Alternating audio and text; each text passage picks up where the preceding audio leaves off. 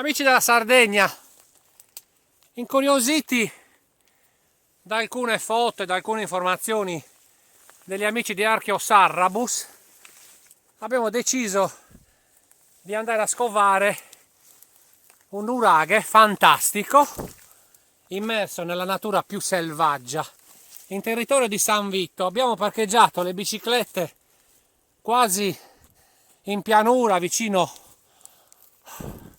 ad alcuni appezzamenti per arrivare poi di corsa a questo meraviglioso nuraghe in granito, il nuraghe Miali Pili. È straordinario, ancorato molto probabilmente alle rocce sottostanti.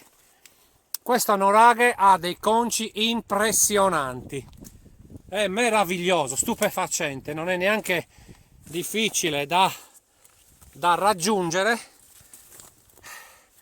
Vi faccio vedere prima un particolare che mi ha stupito e poi vi farò vedere anche l'ingresso. Un particolare che mi ha stupito è la grandezza di questo concio, è enorme, è enorme. Ora io non so se sia in posizione naturale, ma questo potrebbe figurare come un architrave poderoso. In realtà però l'ingresso è rivolto a sud-est e se mi date qualche secondo lo raggiungo e ve lo faccio vedere.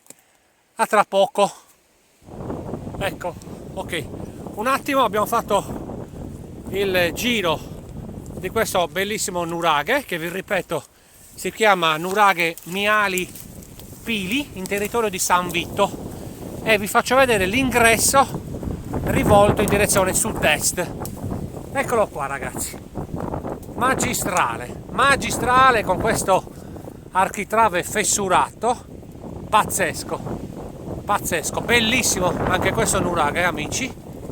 Come potete vedere completamente crollato, perché se io volessi entrare dentro, ecco, potrei farlo per 2 metri o poco più, ma mi devo fermare perché è tutto imploso. Ok ragazzi, niente, è stato un piacere farvi vedere anche questa cosa. Da San Vito i custodi di memoria vi salutano. Viva San Vito e viva la Sardegna!